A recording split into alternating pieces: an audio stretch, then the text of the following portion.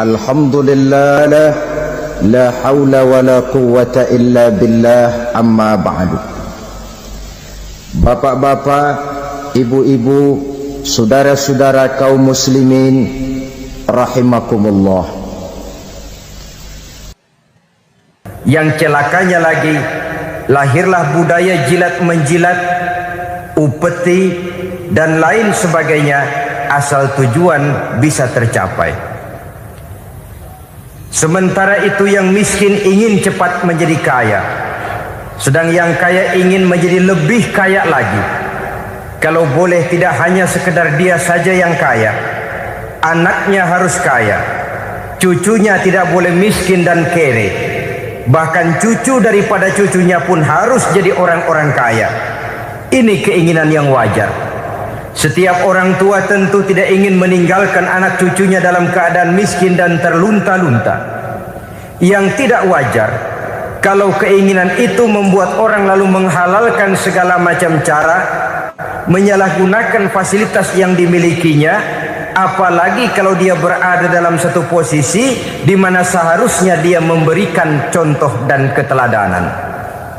Maka akibatnya timbullah krisis wibawa, yang dari krisis wibawa ini mengendorlah disiplin.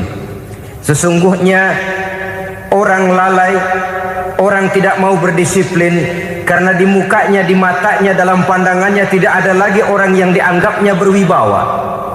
Dan wibawa itu hilang oleh karena orang merasa tidak ada keteladanan yang patut dijadikan contoh dalam kehidupannya. Inilah sesuatu yang kurang dirasakan di zaman kita sekarang ini. Bukan kurangnya teori, bukan kurangnya segala macam kaedah dan dalil, tetapi yang kita rasakan sekarang ini kurangnya contoh dan keteladanan dari orang-orang yang seharusnya memberikan contoh dan keteladanan itu. Berangkat dari sejarah dan kehidupan Rasulullah sallallahu alaihi wasallam, keberhasilan yang beliau peroleh, salah satu dasar utamanya ialah satunya kata dan perbuatan. Tidak bermental ganda, tidak bermain minyak di atas air, tidak menggunting dalam lipatan. Lidahnya adalah hatinya, ucapannya adalah perbuatannya, dan apa yang beliau ajarkan kepada orang lain, beliaulah pelaksana pertamanya. Saudara-saudara kaum muslimin rahimakumullah. Sementara itu pada sisi lain, yang miskin ingin cepat menjadi kaya, maka ia terjebak dalam prinsip tujuan menghalalkan cara apapun saja dilaksanakan asal dia bisa segera menjadi kaya. Maka salah satu jalan yang banyak dilaksanakan orang untuk mencapai kekayaan tanpa harus peras keringat dan banting tulang seperti umumnya orang adalah melalui satu jenis permainan yang umumnya kita kenal dengan nama judi. Ada dua bentuk dan pola daripada judi. Walaupun seiring dengan kemajuan ilmu pengetahuan dan teknologi canggih, peradaban manusia semakin tinggi, maka jenis macam judi yang dimainkan oleh manusia ikut-ikut menjadi canggih. Tetapi pada umumnya ada dua jenis macam judi itu. Pertama, ada judi yang dilakukan secara langsung, dalam arti seorang petaruh berhadapan dengan bandar atau orang berhadapan dengan orang. Dari judi yang dilaksanakan secara langsung ini, efek negatif yang segera bisa kita lihat dengan nyata. Pertama, timbulnya rasa dendam dan permusuhan. Walaupun orang nampak duduk berhadap-hadapan, walaupun kelihatannya mereka tertawa satu sama lain, tapi yakinlah itu cuma sekedar kulit saja. Pikiran yang ada dalam benak tiap-tiap orang yang terlibat dalam perjudian tidak lain ialah bagaimana saya bisa mengalahkan lawan main saya. Akibatnya tentu bisa kita pastikan akan timbullah dendam dan permusuhan bagi yang kalah, akan timbullah rasa sombong dan menganggap remeh orang lain bagi yang menang. Yang kedua, lalainya orang kepada apa yang menjadi tanggung jawab dan kewajibannya. Orang bisa lupa kepada anak dan istri. Kalau kepada anak dan istri saja sudah bisa lupa, apalagi kepada yang lain, sebab anak dan istri memang merupakan bagian daripada kehidupan kita. Konon lagi saudara, konon lagi keluarga yang lain, anak istri saja bisa terlupakan oleh penyakit dan permainan yang bernama judi ini. Yang ketiga, hilangnya rasa sayang kepada harta. Harta yang didapatnya dengan peras keringat dan banting tulang. Mungkin pergi pagi dan pulang sore. Setibanya dia di meja judi, apalagi uang tadi sudah bertukar dengan dalam bentuk koin, maka rasa sayang kepada harta itu tidak akan pernah ada lagi. Tetapi saudara-saudara, bagaimanapun juga, judi dalam artian langsung semacam ini hanya melibatkan orang-orang tertentu. Artinya selektif. Ada judi yang lebih berbahaya daripada jenis ini, perjudian massal. Taruhlah roulette dan kasino itu judi. Tetapi judi jenis roulette dan kasino ini bahayanya hanya untuk orang-orang tertentu yang memang sudah mapan, kelompok elit. Masa iya bocah angon di kampung main roulette? Apa ia yang tinggal di pinggir kali kenal kasino? Ya entahlah kalau kasino Prambos ya. Dari judi massal semacam ini lahirlah penyakit yang dinamakan tulul amal. Tulul amal, orang yang terlalu panjang angan-angan. Bukan tidak boleh orang bercita-cita, sebab cita-cita itu perlu. Katanya manusia tidak makan masih bisa hidup 1 bulan lebih. Manusia tidak minum masih bisa hidup 3 hari lebih. Tapi manusia tidak punya cita-cita 1 jam pun dia tidak akan bisa hidup. Karena faktor yang membuat kita bergairah menghadapi kehidupan, faktor yang mendorong kita untuk tetap berusaha dan tegar menghadapi resiko, karena adanya cita-cita di dalam kehidupan kita. Tetapi cita-cita tanpa direalisir dengan usaha, cita-cita yang tidak berangkat dari kemampuan yang ada, pada akhirnya hanya akan merupakan cita-cita yang mengawang, tidak akan terwujud dalam kenyataan, dan akan membentuk manusia menjadi orang yang tulul amal, panjang angan-angan, terlalu muluk keinginan, tidak berangkat dari kemampuan dan kesanggupan yang ada pada dirinya sendiri. Maka penyakit inilah yang telah menghasilkan dan melahirkan penghayal-penghayal kelas berat, tukang-tukang ngelamun kelas tinggi yang hidup di angkasa luar. Dan sejarah belum pernah mencatat ada orang menjadi kaya karena judi, itu belum pernah. Saudara lihat saja orang kaya yang namanya Adnan Khashoggi, orang kaya yang namanya Henry Ford, orang kaya yang namanya Aristotle Onassis, orang kaya yang namanya David Rockefeller. Itu seluruhnya menjadi kaya bukan karena mereka terlibat dalam perjudian, tapi karena kerja keras, peras keringat, banting tulang. Dan itu dimulai sejak mereka masih remaja. Sehingga banyak orang besar yang mulai pekerjaannya dengan menjual koran.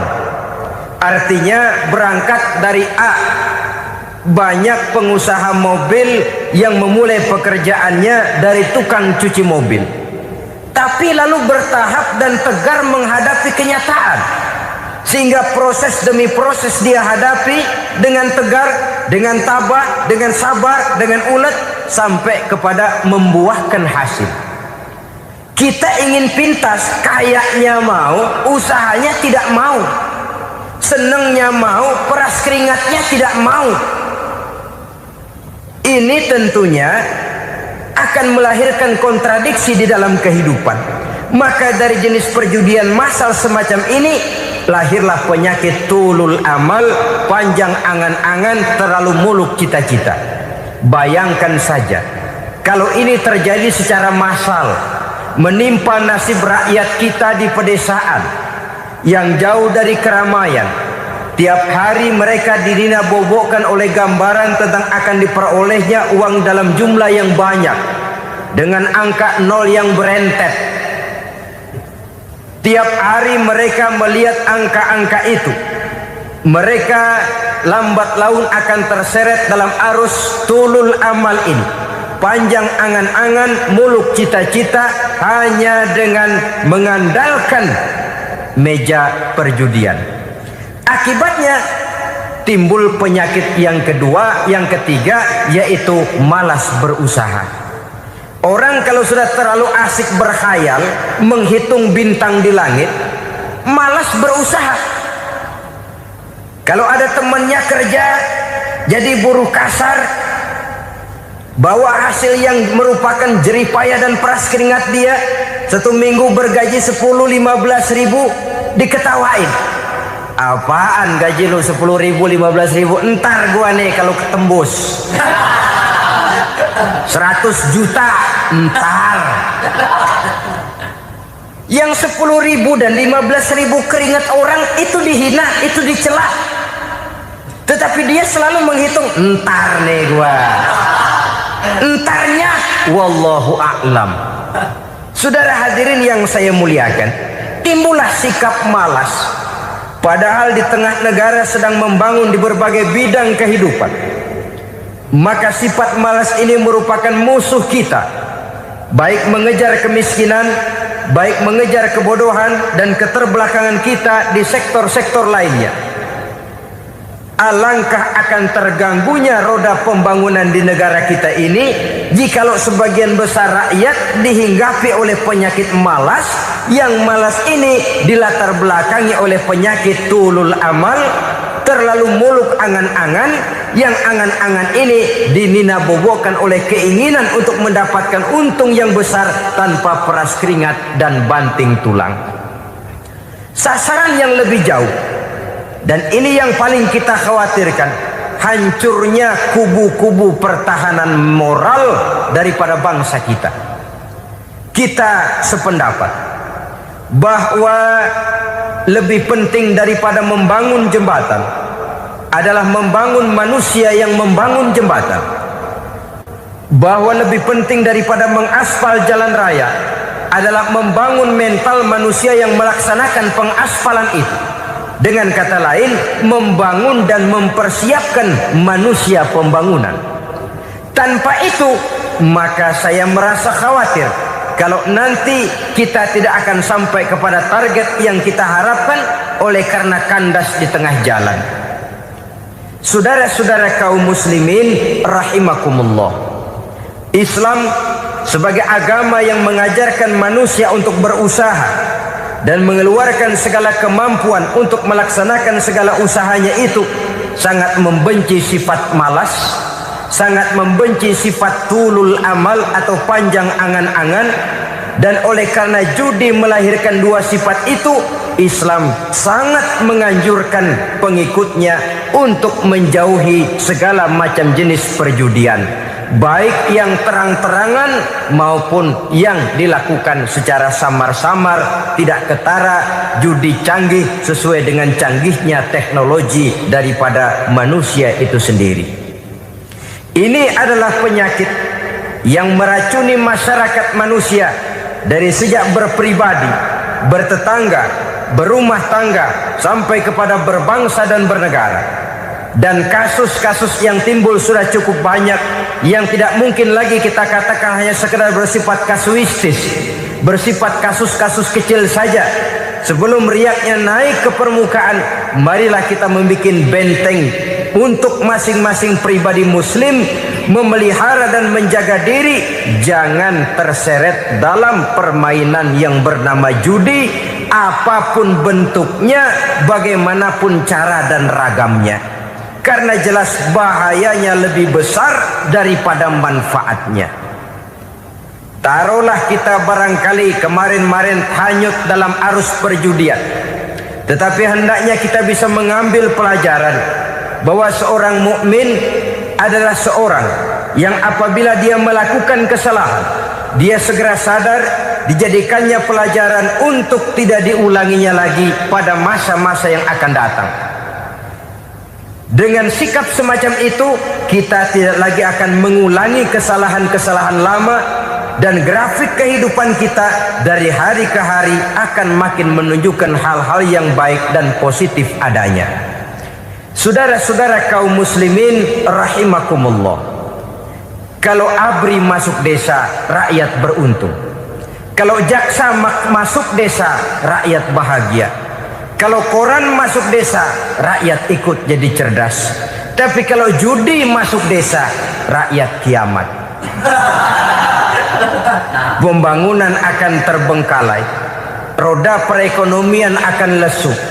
Karena mestinya orang membelanjakan uang untuk sesuatu yang dia perlukan, akhirnya dia belanjakan untuk sesuatu yang dia tidak perlukan, karena gambaran, khayalan akan mendapat keuntungan yang jauh lebih besar lagi. Padahal istilah orang-orang tua kita dulu, lebih baik makan singkong betulan daripada makan roti ngimpi.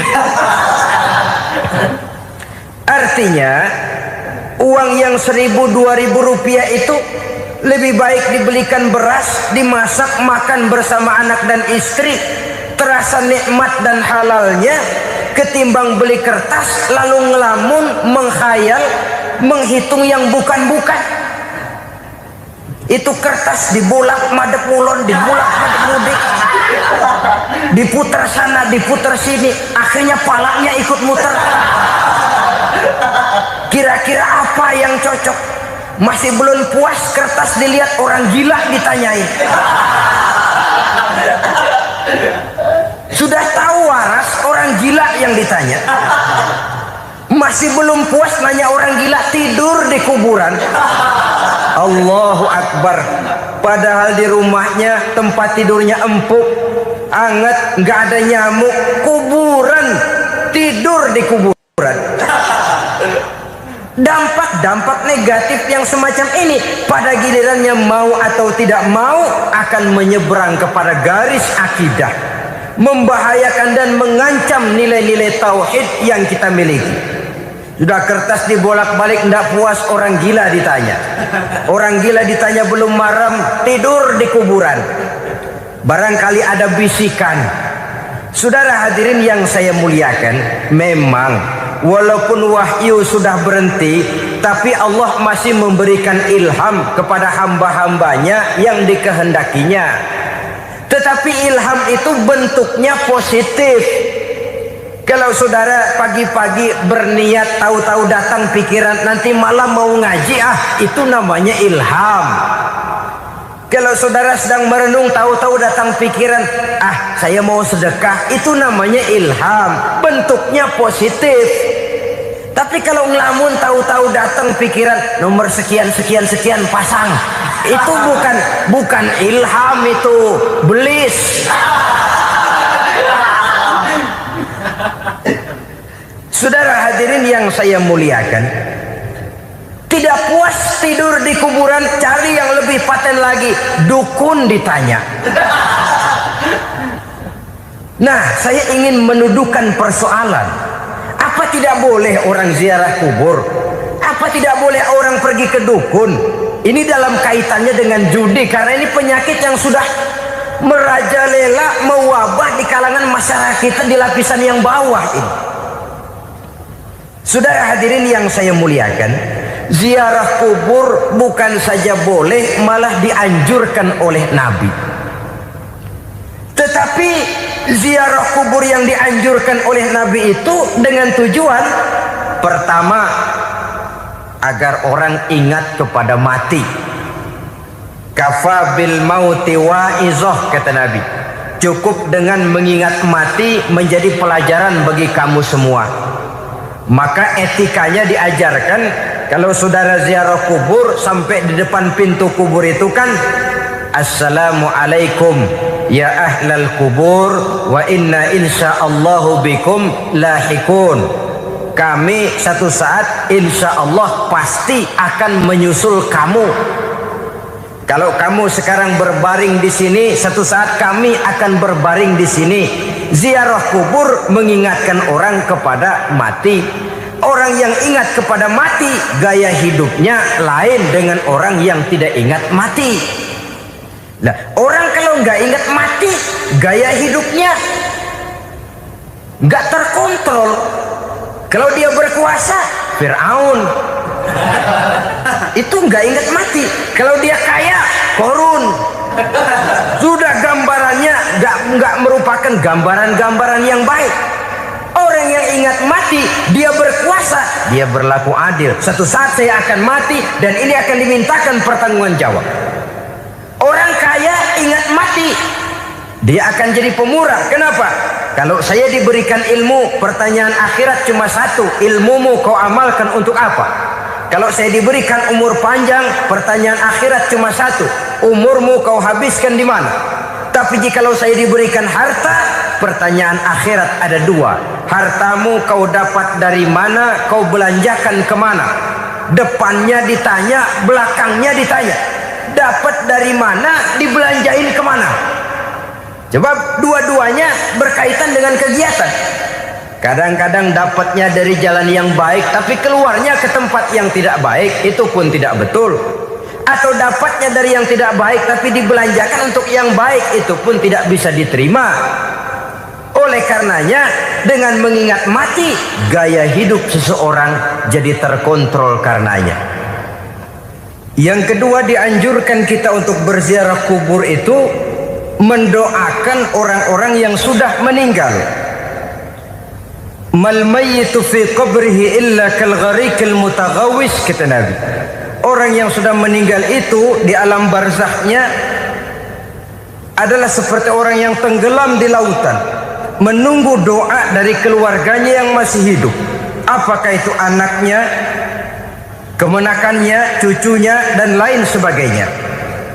Adapun yang kalau kita ziarahi itu kuburnya orang-orang yang kita tahu merupakan orang soleh, orang yang berjiwa bersih, yang kita kenal ketakwaannya kepada Allah Subhanahu wa ta'ala, tidak ada salahnya kita bertabarruk, asal jangan dengan satu keyakinan bahwa dia secara mandiri bisa mendoakan kita. Dia hanya bisa melakukan itu hanya dengan izin Allah. Nah, umumnya orang kalau sudah ziarah ke kubur-kubur keramat itu Allahnya kelupaan. Itu yang dikhawatirkan merusak dan mengganggu akidah. Sehingga di awal-awal perkembangan Islam, Nabi pernah melarang orang ziarah kubur itu. Ini bisa kita simak dari hadis, kuntu nahaitukum an ziyaratil qabri fazuruha. Dahulu aku pernah melarang kamu untuk ziarah kubur. Adapun sekarang kalau mau ziarah, ziarahlah kamu.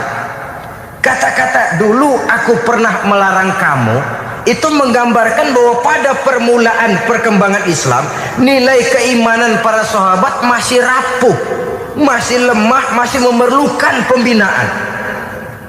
Sehingga kalau mereka sering ke kubur, dikhawatirkan mereka minta kepada kubur. Nah, tetapi tatkala nilai keimanannya sudah mapan, sudah kuat, kata Rasul, fazuruha. Adapun sekarang kalau mau pergi berziarah, ziarahlah kamu.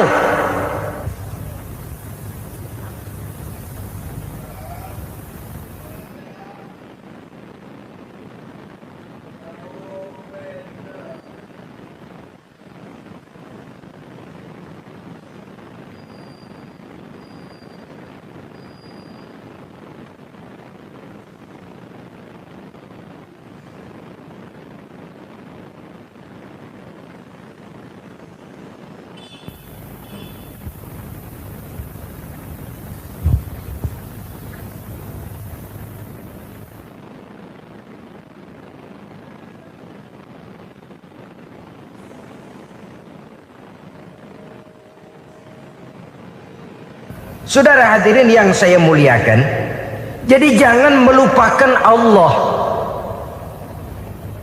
Saya bisa saja berkata, kalau saya misalnya pakai cincin, lalu saya bilang, saya sejak pakai cincin ini, jangan anak gadis, nenek-nenek ngelihat saya lemes. Atau sejak pakai cincin ini dagangan laris bener. Cincin itu yang menggelincirkan akidah. Untuk tidak tergelincir, orang harus tidak melupakan Allah. Dia bisa berkata, alhamdulillah Allah memberikan keistimewaan kepada batu cincin saya. Batu cincinnya tidak apa-apa, Allah yang memberikan keistimewaan. Ini dalam bentuk yang langsung. Dalam bentuk yang tidak langsung kita bisa lihat, misalnya kalau petani ditanya, oh ini bisa panen besar ini rahasianya apa Pak? Oh, pupuk urea. Pupuk urea. Nah, Allah nomor 16. Seorang petani yang baik keimanannya, dia akan berkata, kami bisa panen besar karena izin Allah. Lah kalau pupuknya mah pakai pupuk urea, izin Allahnya dulu, baru kemudian pupuknya nyusul. Jadi sebenarnya bukan cuma pergi ke dukun yang bisa merusak keimanan, pergi ke dokter juga bisa loh merusak keimanan. Kalau berkeyakinan bahwa dokter itulah yang memberikan sembuh, kenapa akidah saudara tidak tergelincir karenanya? Dokter hanya memberikan obat dan resep, sembuh itu datangnya dari Allah. Ini yang diungkapkan lewat lisan Nabi Ibrahim alaihissalam, wa iza maridtu fahuwa yashfini. Apabila aku sakit, dialah Allah yang memberikan sembuh. Memberikan sembuh. Jangan juga menyalahartikan ayat ini. Ada ayat begini sakit terus nekat. Udah nggak usah berobat dah, memang penyakit dari Tuhan. Ntar waktunya baik ya baik dah. Udah ampek terus dah. Orang yang berobat saja belum tentu sembuh, apalagi yang tidak berobat. Sama juga orang nggak sembahyang kita ajakin ngotot, lu juga yang sembahyang belum tentu masuk surga katanya. Lah yang sembahyang belum tentu masuk surga, bagaimana cengoran lu yang nggak sembahyang?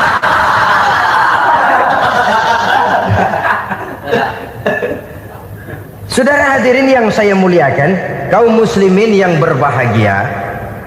Jadi dengan demikian, maka jangan menghilangkan Allah. Kita, ajaran pokok dalam Islam adalah ajaran tentang tauhid. Nah, tauhid ini menyangkut mengesahkan Allah, baik di dalam zatnya, baik di dalam sifatnya, baik di dalam perbuatannya, baik di dalam beribadah kepadanya. Tauhid dalam ibadah itu ada. Tauhid dalam zat artinya zat Allah itu tidak tersusun, tidak terdiri dari bagian-bagian yang bisa pecah-pecah. Ya seperti kita ini kan ada kepala, ada kaki, ada tangan. Allah tidak tersusun zatnya dari bagian-bagian. Esa zatnya tidak bisa dibagi-bagi. Esa sifatnya artinya Allah itu sifatnya tidak pernah berubah. Sejak dahulu sampai sekarang Allah itu cinta kepada orang beriman yang melakukan kebaikan, dan Allah benci kepada orang kufur yang melakukan kejahatan. Mustahil satu saat Allah berubah. Orang kufur yang berbuat kejahatan didemenin, orang mukmin yang berbuat kebaikan dikeselin.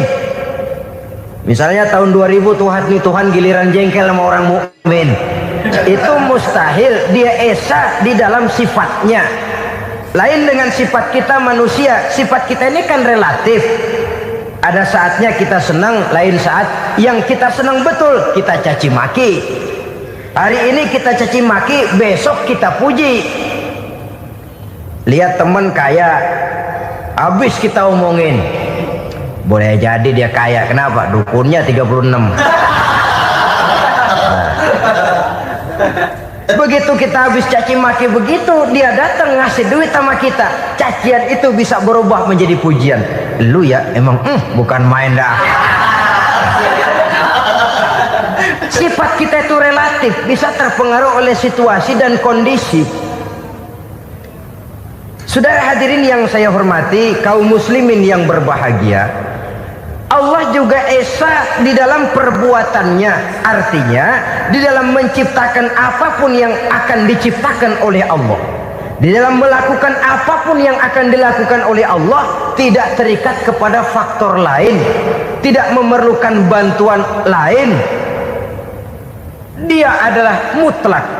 Nah, Kemudian kita mengesahkan Allah dalam zatnya, mengesahkan Allah dalam sifatnya, mengesahkan Allah dalam perbuatannya. Belum tentu berarti kita mengesahkan Allah dalam ibadahnya. Sebab banyak orang yang yakin betul Allah itu esa, teguh dengan pendiriannya. Tuhan lu siapa? Allah.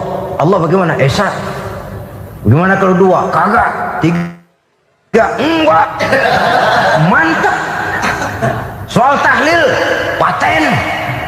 Tapi dalam ibadah kadang-kadang dia tidak mentauhidkan Allah. Ini makna wa ma umiru illa liya'budullaha mukhlisin. Kami tidak memerintahkan kepadamu kecuali untuk beribadah kepadaku, kata Allah, dengan ikhlas. Beribadah kepada Allah dengan ikhlas itu artinya apa? Beribadah hanya untuk Allah saja. Nah, kalau hanya untuk Allah saja, lalu kita minta berdoa di depan kuburan orang yang soleh, apa syirik? Tidak syirik. Kalau kita berkeyakinan bahwa orang tempat kita memanjatkan doa itu hanya bisa mendoakan kita dengan izin Allah. Dia sendiri tidak punya kekuasaan apa-apa. Tanpa izin Allah dia tidak bisa berbuat apa-apa. Itu tidak menyebabkan orang menjadi syirik. Sama saja dengan kalau saya berkata tadi, alhamdulillah Allah telah memberikan keistimewaan kepada batu cincin saya. Apa salahnya Allah memberikan keistimewaan kepada benda-benda mati? Allah memberikan keistimewaan kepada Hajar Aswad, benda mati. Allah memberikan keistimewaan kepada Masjidil Haram, benda mati. Allah memberikan keistimewaan kepada Ka'bah, benda mati. Orang tawaf keliling Ka'bah, sembahyang di Masjidil Haram, sujud menghadap kepada Ka'bah, apakah jadi syirik? Tidak, kita yang menyembah Ka'bahnya, kita menyembah yang punya Ka'bah itu. Nah, di sini kita lihat bahwa fungsi Ka'bah hanya merupakan wasilah. Tapi kalau Allahnya kita hilangkan, jadilah kita penyembah batu. Hanya saja batu itu berbentuk 4 bernama Ka'bah. Sa'i, orang yang melaksanakan haji, lari-lari antara Safa dan Marwah, amalan apa itu? Seakan-akan kita menghormati bukit-bukit, gunung-gunung. Tapi bukan itu yang kita tuju dalam pelaksanaan sa'i itu. Yang kita tuju adalah ini perintah Allah. Allahnya yang diutamakan. Maka hal semacam ini tidak menyebabkan orang menjadi syirik dan tergelincir dari tauhid. Tapi kalau ziarah kubur dengan niat cari buntutan, nomor yang cocok, ini niatnya saja sudah salah. Nah, kalau berangkat dengan niat yang salah, sampai di sana saya yakin, seyakin-yakinnya amalannya pasti salah. Lah, kubur yang diziarahin bukan kubur orang soleh. Ya mana ada orang soleh ngasih kode buntut. Ada juga orang salah. Orang soleh itu kadang-kadang dia nggak tahu kuburan siapa, nongkrong aja di situ. Memang sulit, saudara-saudara. Mental ya, namanya mental. Kalau memang mental sudah mental judi, apa saja bisa dijudiin. Jadi orang nggak perlu sebenarnya pemerintah terlalu gini, nggak usah. Kembali saja kepada mental. Kalau mental memang sudah mental judi, apaan aja bisa dijudiin. Pulang tengah malam nabrak babi, aha, babi yang keluar nih.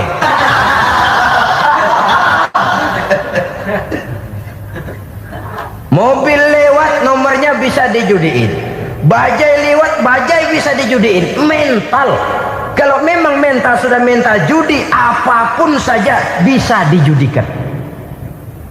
Saudara hadirin yang saya muliakan, lalu bagaimana dengan dukun?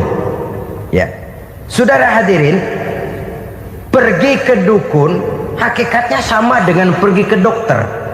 Orang berusaha melaksanakan yang namanya syariat, hakikatnya kembalikan kepada Allah. Syariatnya kita laksanakan. Tetapi, nah ini tetapi yang pertama, saudara harus tahu betul dukunnya itu bayang apa enggak, agamanya kuat apa enggak, Sebab ya tentu tidak ada dukun yang jelek, karena pada umumnya penyakit dukun itu kan nyohor, iklan lewat koleha-kolehanya. Kita bisul kecil datang, kita dukun, ini si kecil kemarin bisul kayak kelapa 5 menit baik. 5 menit padahal kemarin kagak ada yang datang. Diolah sedemikian rupa supaya orang mantap. Jadi jangan asal sembarangan. Kadang-kadang lihat potongan dukunnya aja kita ngeri.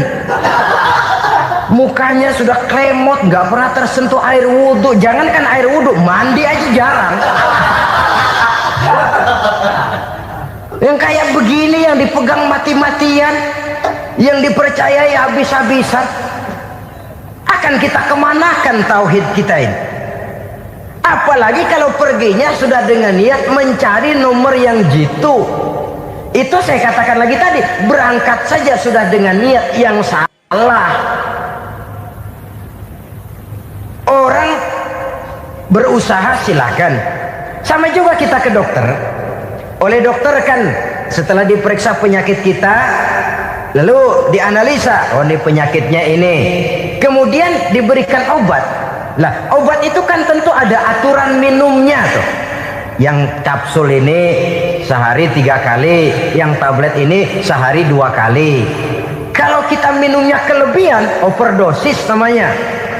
Saking pengen cepet baik, sekali minum 10 tablet. Ya memang nggak sakit-sakit lagi, tapi nggak hidup sudah. Habis.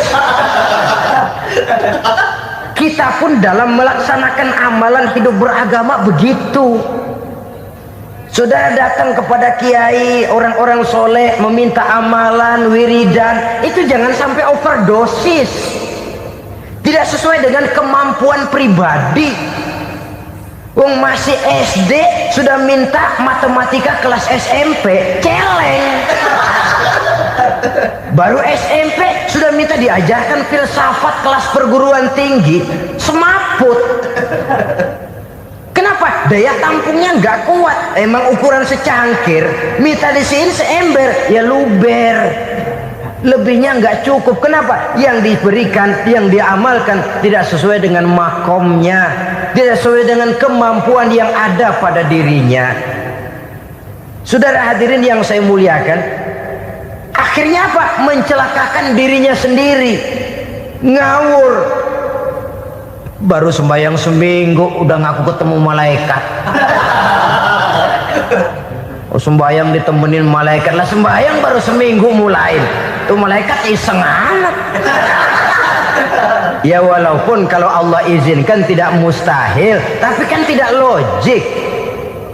Orang yang melaksanakan ibadah puluhan tahun memerlukan riyadhah dan latihan, khusyuk dan tawadhu, penuh tazallul, merendahkan diri di hadapan Allah, belum tentu mendapat karunia yang semacam itu.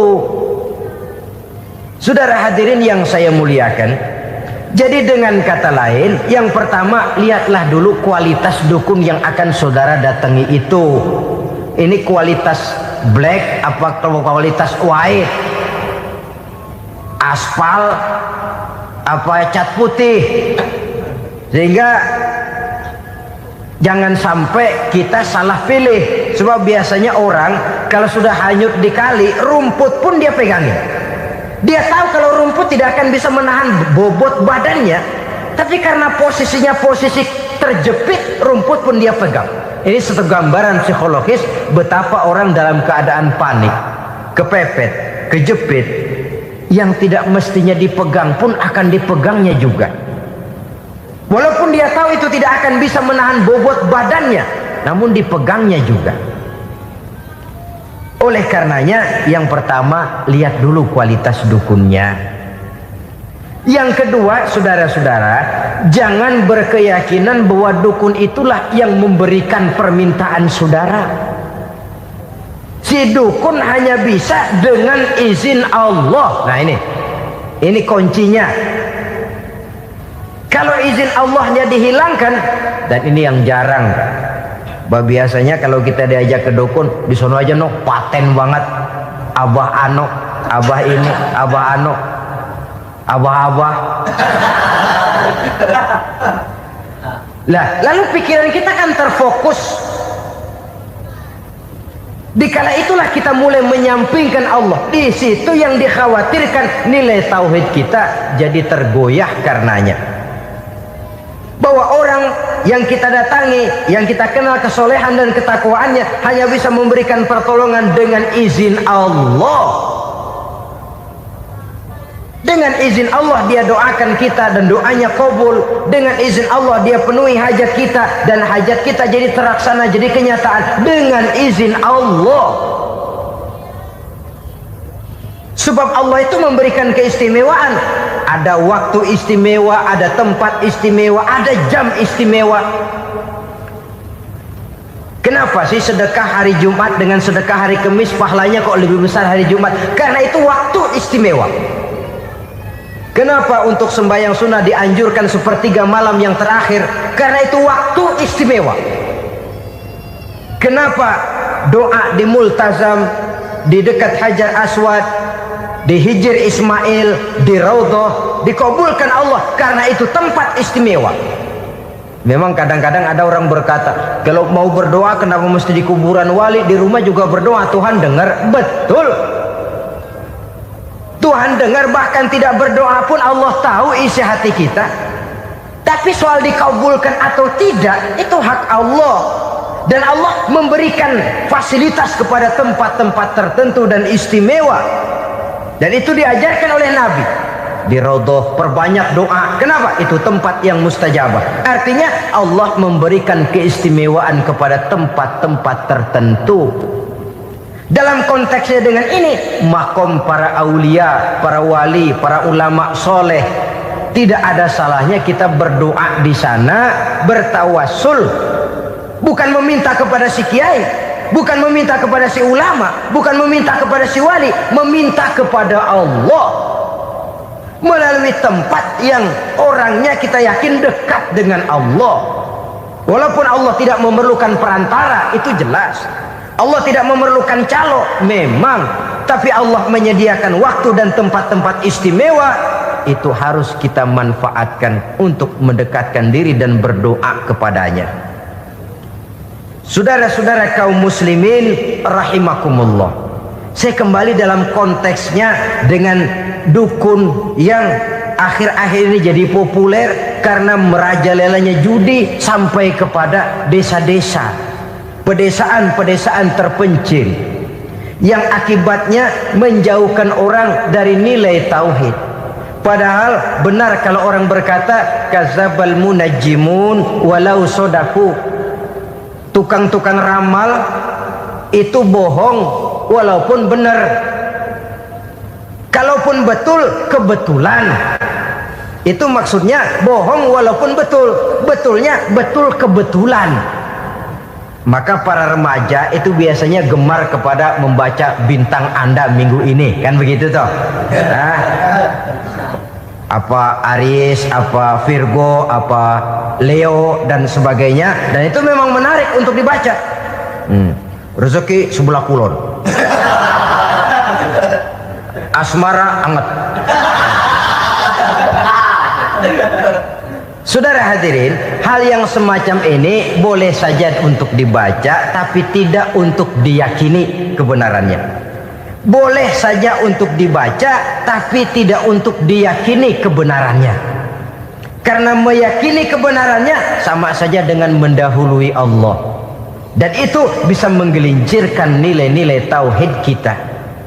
Tauhid dalam ibadah saya katakan tadi, menyembah hanya kepada Allah, bermohon hanya kepada Allah dengan menggunakan fasilitas-fasilitas yang disediakan oleh Allah, baik berupa waktu maupun tempat-tempat tertentu dan orang-orang. Ya, kalau waktu dan tempat saja ada yang diberikan keistimewaan oleh Allah, padahal tempat itu benda mati, apalagi manusia yang merupakan makhluk hidup. Saudara hadirin yang saya muliakan, saudara-saudara kaum muslimin yang berbahagia, sehingga dengan demikian kita tetap menjaga nilai-nilai akidah. Dan dengan ini syariat kita laksanakan tanpa membuang hakikat. Sebab hakikat tanpa syariat itu kosong. Syariat tanpa hakikat juga tidak ada tujuan. Yang penting hati bersih, nggak sembahyang nggak apa-apa. Mana bisa begitu, Mas? Kalau memang hati bersih nggak usah sembahyang nggak apa-apa. Nabi Muhammad dulu berhenti dong sembahyang. Sebab beliau orang yang hatinya paling bersih. Nah, orang yang hatinya paling bersih saja sembahyang yang nggak berhenti, masa kita lalu mau berhenti? Yang penting kan kita bisa dekat dengan Allah melalui perasaan, banyak-banyak ingat. Apa itu sembahyang? Macam-macam. Itu hakikat saja tanpa syariat ya tidak bisa. Syariat saja tanpa hakikat juga gerak lahir yang tanpa roh namanya. Kita melakukan sholat tapi kita tidak tahu untuk apa kita sholat dan kenapa kita sholat dan siapa yang kita sembah di dalam kita sholat.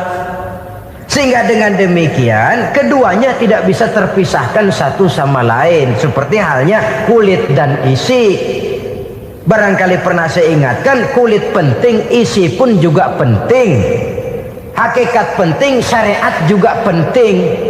Dan kita jangan salah mengartikan terjebak dalam ucapan-ucapan yang masih memerlukan penafsiran. Sehingga lalu kita cenderung mendiskreditkan dan menjelekkan para wali. Misalnya ada ucapannya Syekh Abdul Qadir Jailani yang berkata begini, barang siapa yang masuk ke rumahku lalu ia memakan makananku, maka ia akan masuk surga. Ini kalau ucapan ini dipahami secara apa adanya, ya jelas orang bisa tergelincir. Tapi kalau ditafsirkan secara betul, siapa yang masuk ke dalam rumahku? Di mana rumah Syekh Abdul Qadir? Di mana umumnya rumah para wali? Di masjid. Jadi siapa yang masuk ke dalam rumahku? Masjid. Lah kalau sudah di dalam masjid, makanannya apa? Getuk. Tentu saja tidak. Kalau sudah di masjid itu ya makanannya ya wirid, zikir, tahajud, baca Quran, paling kurang i'tikaf. Jadi siapa yang masuk ke masjid lalu dia sujud, wirid, zikir, ya jelas saja surga. Jangan membaca ucapan ini terus rame-rame nyari bekas rumah Syekh Abdul Qadir. Rame-rame masuk ya rumah kecil. Saudara hadirin, kita terlalu terpaku kepada materi ucapan dan melupakan filsafat daripada ucapan itu sendiri.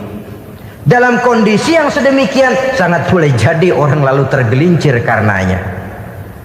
Oleh karena itulah saudara-saudara, saya kembali kepada satu prinsip, bahwa sebenarnya dengan tidak perlu menyalahkan pihak-pihak lain, mari kita kembali kepada sikap mental kita sebagai muslim. Kalau mental memang sudah mental penjudi, apapun bisa dijudikan. Tapi kalau mental itu tidak ada, walaupun di kiri kanan dan depan belakang banyak dibuka tempat-tempat perjudian, saya yakin kita akan mampu menahan dan menjaga diri. Sikap mental inilah yang memerlukan pembinaan dari kita semua. Sehingga dengan demikian kita akan menjadi pribadi-pribadi yang bisa bertahan dari segala gempuran-gempuran yang datang dari luar karena adanya prinsip ketahanan mental itu tadi. Sekali lagi saya ingatkan bahwa judi selamanya tidak akan pernah mendatangkan kebahagiaan. Judi tidak akan membuat orang menjadi kaya. Judi tidak akan membuat orang makin akrab berteman dan bersaudara. Yang jelas judi melahirkan permusuhan dan dendam, membangkitkan rasa malas, memulukan angan-angan tanpa mau peras keringat dan banting tulang, melalaikan orang dari tanggung jawab dan kewajibannya, membuat ia lupa kepada anak, istri dan seluruh keluarganya, dan pada akhirnya dia akan terjebak dalam satu permainan yang makin menjauhkan dia dari proses kesadarannya sebagai manusia. Sebagai uraian penutup, marilah kita renungi firman Allah dalam Al-Baqarah ayat 208. A'udzubillahi minasyaitonirrajim. Ya ayyuhalladzina amanu dukhulu fis silmi kafah wa la tattabi'u khutuwati syaitan innahu lakum aduwwum mubin. Hai orang-orang yang beriman, masuklah kamu ke dalam keselamatan, masuklah kamu ke dalam Islam secara keseluruhan. Jangan kamu mengikuti jejak-jejak setan, karena setan adalah musuhmu yang nyata dan jelas.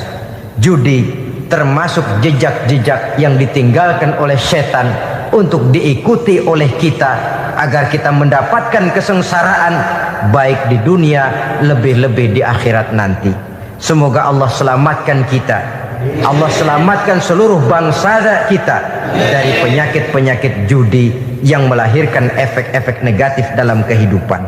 Terima kasih atas perhatian saudara. Mohon maaf atas segala kekurangan. Usikum wa nafsi bitaqwallah. Wassalamualaikum warahmatullahi wabarakatuh. Waalaikumsalam warahmatullahi wabarakatuh. Bapak-bapak, ibu-ibu, saudara-saudara kaum muslimin rahimakumullah. Murai di dahan dan koko ayam di kandang. Dunia ini penuh dengan berbagai macam kesibukan.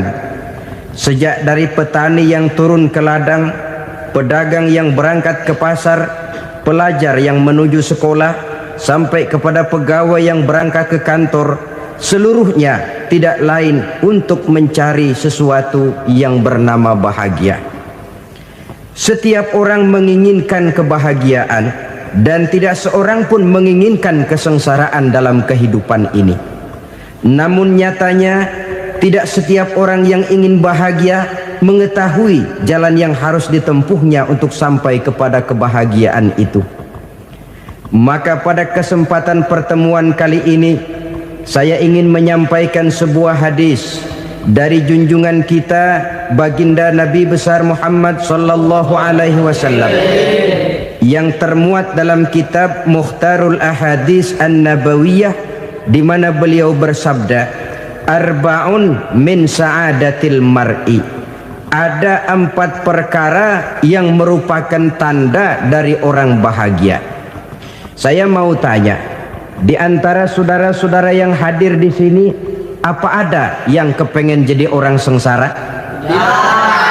Seluruhnya tentu ingin mendapatkan kebahagiaan.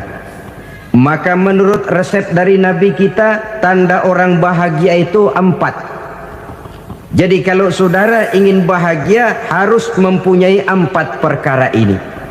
Yang pertama, orang bahagia itu kata Nabi, darun wasi'un. Punya rumah biar bagus asal gede. Enak ngaturnya, daripada sudah punya rumah kecil, adanya di pinggir kali, gubuk, kalau hujan bocor, miring lagi, kiamat. Loh, kalau gitu Islam materialis dong. Hadis ini boleh diartikan dengan makna hakiki, arti yang sebenarnya. Boleh diartikan dengan makna majazi, arti kiasan. Kalau dia diartikan dengan arti kias, maka yang dimaksud darun wasi'un ay qalbun wasi'un. Rumah yang luas tidak lain daripada hati yang lapang. Karena di situ kunci kebahagiaan yang sebenarnya. Walaupun kita cuma tinggal di petak berukuran 2 kali 3 meter, kalau hati kita luas-luas rasanya rumah itu. Tapi biar rumah kita halamannya saja puluhan ribu hektar, ada kolam renangnya, kamar tidurnya tidak lagi terhitung. Kalau hati yang menempati rumah itu sempit, maka akan terasa sempit jugalah rumah itu. Tempat bergantungnya tidak lain adalah hati. Marilah kita mencoba melihat berbagai pandangan orang tentang bahagia ini. Ada orang menyangka bahwa bahagia itu kalau dia mendapatkan harta yang sebanyak-banyaknya. Siapa yang banyak harta, dialah raja. Apa yang dia mau, seluruhnya bisa dibeli. Keamanannya, dia bisa menyewa petugas. Seluruh fasilitas untuk menyenangkan kehidupannya bisa dibeli. Pendeknya, hartalah segala-galanya dalam kehidupan. Sampai ada pepatah mengatakan, innad darahima fil amakini kulliha taksur rijala mahabatan wa jalala. Sesungguhnya harta, dinar, dirham, uang di mana-mana selalu bikin hebat orang yang memilikinya. Coba lihat, orang yang punya duit sama yang enggak punya duit, jangan gaya hidupnya, gaya jalannya aja lain. Wahia lisanun liman arada fasahatan, wahia silahun liman arada qitala. Uang adalah senjata yang paling ampuh bagi orang yang mau pergi perang, dan lidah yang paling fasih bagi orang yang mau bicara. Kalau bicara dengan lidah macet, cobalah bicara dengan harta, lancar. Sampai ada pepatah demikian, segalanya bisa diatur dengan harta. Maka di kalangan orang yang berpandangan semacam itu, seluruh kegiatan hidupnya hanya terfokus kepada bagaimana mengumpulkan harta yang sebanyak-banyaknya. Tidak peduli halal haram, tidak kenal sore pagi siang dan malam, tidak sempat sujud, jauh dari agama, jauh dari kehidupan yang bersifat ruhaniyah, jauh dari Allah dan sebagainya. Sampai dalam Al-Quran dikelompokkan dalam kelompok yang dinamakan lumazah.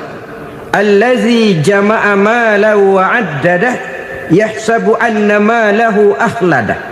Mereka mengumpul-ngumpulkan harta sebanyak-banyaknya dan menyangka bahwa harta yang banyak itu dapat mengekalkan hidupnya, mengekalkan kekayaannya, mengekalkan kebahagiaannya. Saudara hadirin yang berbahagia, kalau pandangan hidup ini benar, artinya kalau harta memang merupakan satu-satunya hal yang dapat membuat orang bahagia, tentu di rumah mewah tidak akan pernah ada tangis derita. Tentu di satu tempat di mana fasilitas hidup serba menunjang tidak ada yang namanya penderitaan. Tapi suka dan duka, sedih dan gembira, senyum dan tawa adalah milik setiap orang, baik dia punya harta maupun dia tidak punya harta. Nyatalah bahwa harta semata-mata bukan merupakan jaminan bahwa orang akan bahagia, walaupun tanpa harta orang sulit untuk bahagia. Saya mau cerita, ada orang super kaya, namanya Aristotle Onesimus, raja tanker Yunani. Dia punya kapal tanker saja konon sampai 11 banyaknya. Punya perusahaan penerbangan yang disebut Olympic Airlines, punya hotel di berbagai kota besar di dunia ini, sejak dari New York, London, Paris, Rome dan sebagainya. Bahkan punya pulau yang dia namakan Pulau Scorpio. Ini kan namanya sudah kaya nggak tanggung-tanggung, punya pulau. Nah, dia punya 2 orang anak, yang satu laki-laki namanya Alexander, yang satu perempuan namanya Maria Onesimus. Seluruh harapannya tertumpah kepada anak lakinya Alexander ini, yang akan meneruskan usahanya, meneruskan kekayaannya, meneruskan dinastinya. Apa yang terjadi? Ternyata anak yang dia harapkan yang bernama Alexander ini mati muda dalam kecelakaan pada waktu dia olahraga. Apa olahraganya? Namanya olahraga anak orang kaya, golongan jet set. Olahraganya olahraga pesawat terbang. Jatuh, ya nggak kapungut, habis mati. Tinggal satu anak perempuannya, Maria Onesimus. Tapi anak perempuan ini juga malah urakan.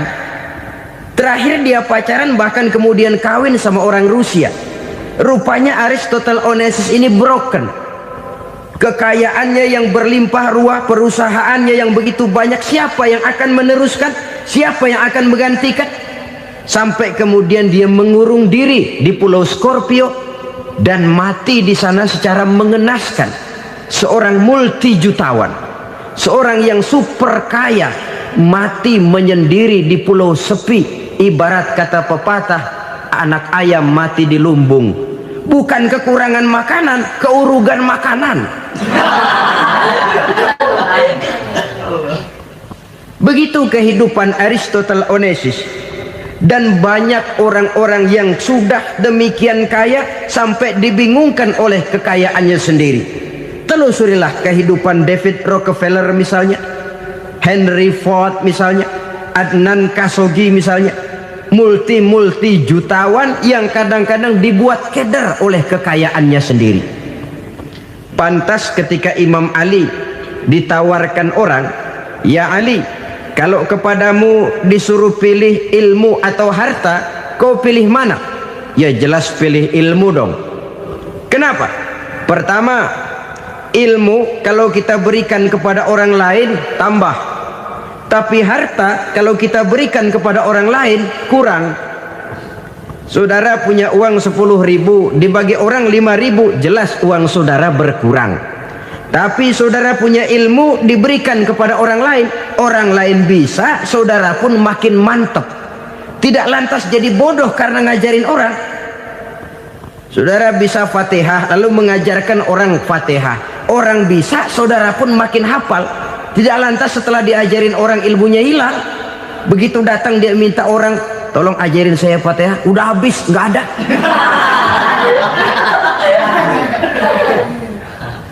Yang kedua kata Imam Ali, ilmu menjaga kita. Kalau harta kita yang harus jaga. Makin banyak ilmu makin terpelihara diri seharusnya. Tetapi makin banyak harta makin bingung kita jaganya. Sampai kadang-kadang kalau perlu seluruh keliling rumah dipasangi alarm. Belum cukup disewakan anjing besar-besar, pasang di depan pintu, awas anjing galak. Masih belum cukup juga cari centeng tukang-tukang kepruk jaga rumah. Masih terasa belum aman, padahal rumahnya dikelilingi tembok besar. Di balik tembok ada pintu-pintunya tebal.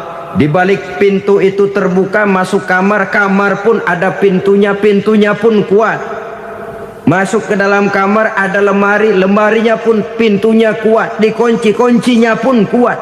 Tapi terhadap seluruhnya yang timbul cuma sekedar was-was saja. Kesimpulannya sekali lagi, tanpa harta orang memang sulit untuk bahagia. Tapi harta semata-mata tidak merupakan jaminan orang akan bahagia. Dengan hati yang luas, itu modal utama untuk mencapai kebahagiaan hidup.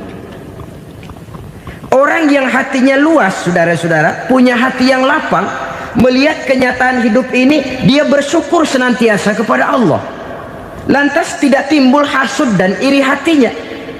Oleh karena itu jiwanya selalu lapang.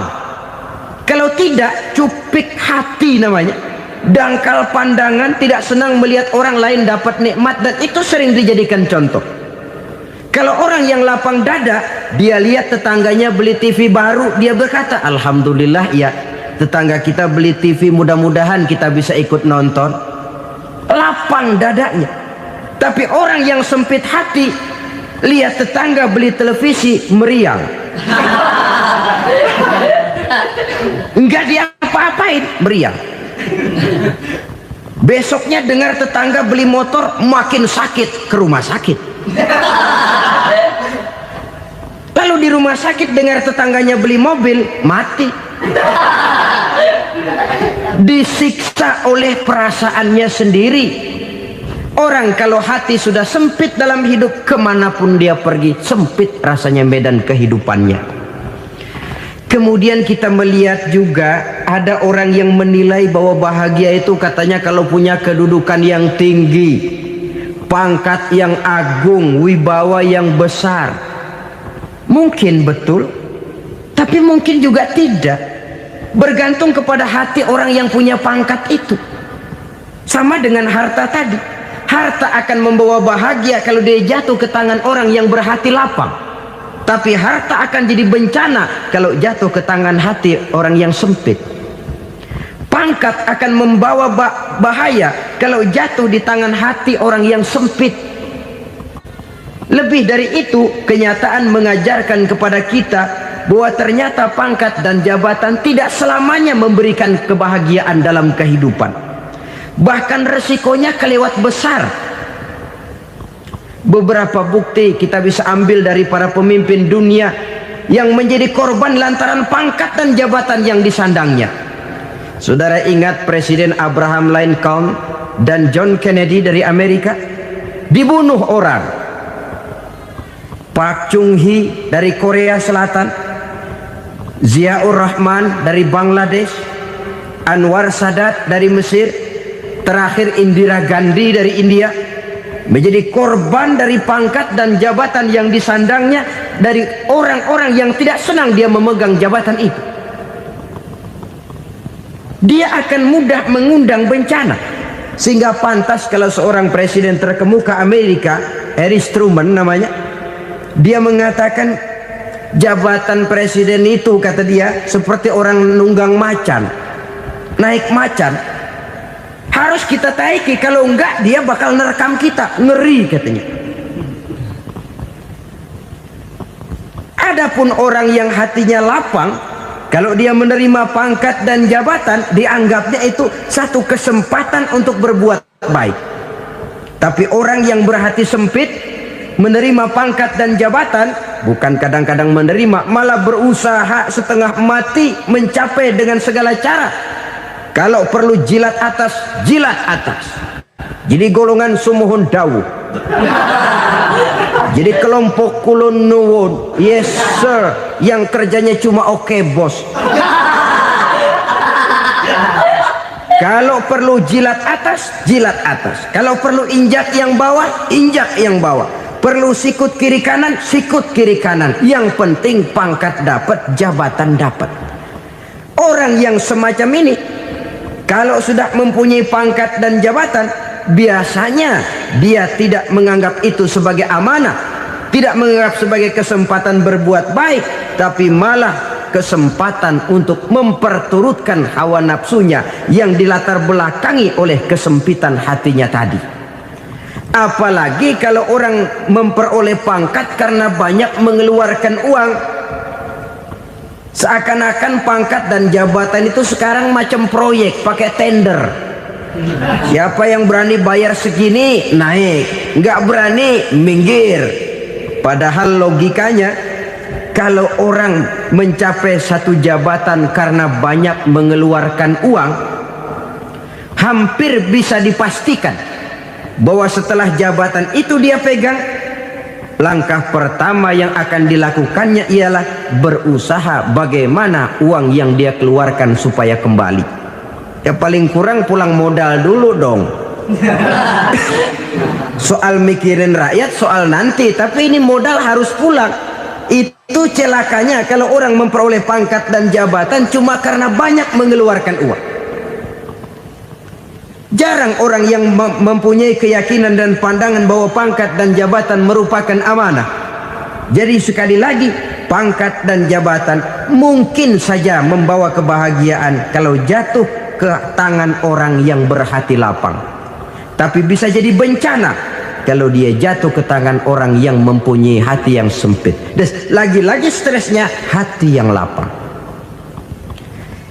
Lalu sebagian orang, saudara, ada yang berpandangan katanya bahagia itu kalau jadi orang terkenal, mempunyai popularitas, menjadi idola di kalangan remaja, di kalangan orang tua, di segala lapisan masyarakat.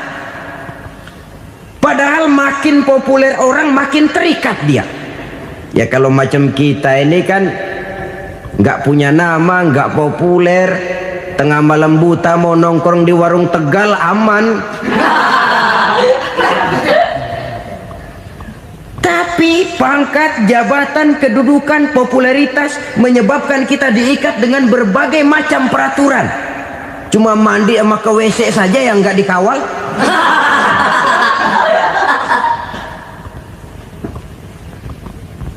Benarkah popularitas, ketenaran membawa kebahagiaan?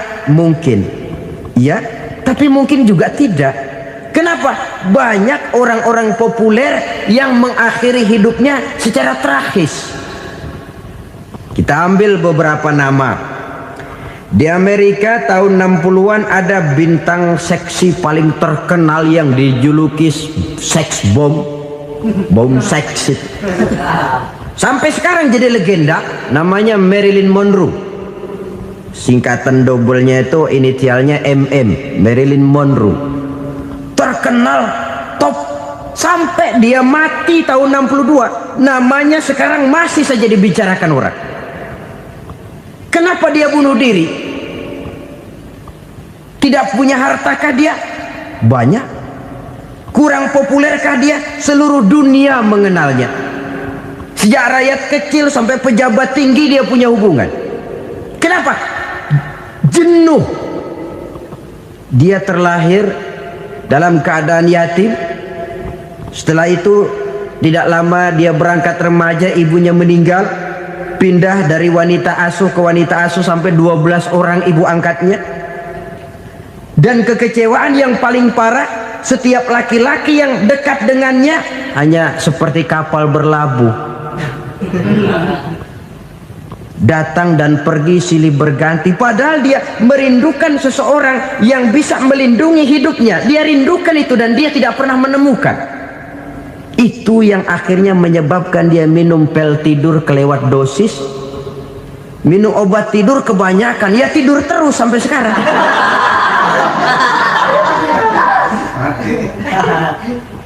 Dia mengakui, saya telah memiliki ketenaran, tapi saya tidak pernah hidup dalam ketenaran itu. Saya pandai main sandiwara, tapi saya ingin hidup dalam alam yang real sebagaimana umumnya orang. Itu yang dia rindukan. Menyusul jejak yang namanya Marilyn Monroe ini, Billie Holiday, saudara kenal tentu, di rumah sakit dirawat. Dia juga minum obat overdosis, mati lagi. Jimi Hendrix minum obat tidur overdosis kelewat batas, mati lagi. Lalu yang menghanyutkan diri di danau, Janis Joplin dan Brian Jones. Ini orang-orang populer, orang-orang terkemuka yang mengakhiri hidup secara tragis, bukan karena tidak terkenal, mungkin karena sudah saking terkenalnya. Contoh paling belakangan, Bruce Lee. Wah, ini tukang-tukang keprok tentu kenal siapa dia. Sampai sekarang pun tabir kematiannya masih merupakan misteri. Dan yang masih hidup juga menunjukkan gejala yang aneh. Michael Jackson, rumahnya di Beverly Hills itu dijaga sedemikian rupa, dan dia selalu curiga kepada setiap makanan harus steril, bersih dari segala macam kimia. Kemana dia pergi, itu tukang-tukang keprok sudah selalu menjaga dan mengawal, dan dia seakan takut menunjukkan mukanya yang asli. Hingga kalau tampil ke tengah di luar show, dia kadang memakai pakaian yang tidak menunjukkan dia yang sebenarnya, takut dikenali orang. Ternyata popularitas sering jadi momok yang meracuni kehidupan manusia. Oleh karena itu, benarlah junjungan kita pada saat beliau mengajarkan orang akan bahagia kalau dia mempunyai hati yang lapang. Nah, sekarang masalahnya untuk mendapatkan hati yang lapang, caranya bagaimana? Kita kembali kepada konsep Quran. Allah mengajarkan, ala inna bi dzikrillahi tatmainnul qulub. Ketahuilah bahwa dengan banyak mengingat Allah, hati akan tenang, jiwa akan lapang. Dengan kata lain, dekat dengan agama, merasakan kehadiran Allah dekat dalam hidup. Itu muara pertama untuk mencapai hati yang lapang. Ala inna bi dzikrillahi tatmainnul qulub. Jangan macam orang sekarang ingin mendapatkan ketenangan lalu tapak di puncak gunung, di gua-gua, di tempat sepi. Iyalah kalau nggak ada ular. Kalau tergigit ular berbisa, ketenangan belum, mati jelas itu. Islam positif untuk mendapatkan ketenangan. Ala inna bi dzikrillahi tatmainnul qulubi. Bahwa ketahuilah bahwa dengan banyak mengingat Allah, hati akan tenang, jiwa akan lapang, nuansa pikiran akan luas. Karena yang namanya bahagia ada dimanapun manusia berada. Di kampung ada bahagia, di kota ada bahagia, di ngarai, di lembah, di gunung, di hutan, di lautan, di angkasa luar, dimanapun bahagia itu ada kalau kita bermodalkan hati yang lapang ini. Dan hati akan lapang kalau kita dekat dengan agama. Dekat dengan harta buat sementara hati mungkin tenang, tapi ketenangan yang relatif dan temporer. Apalagi orang tiap kali tambah harta, tiap kali tambah rencana. Itu wajar. Mungkin sebelumnya saudara berpikir, kalau punya duit 5.000 enak nih. Begitu punya duit 5.000, aduh sayang kalau 10.000 aja.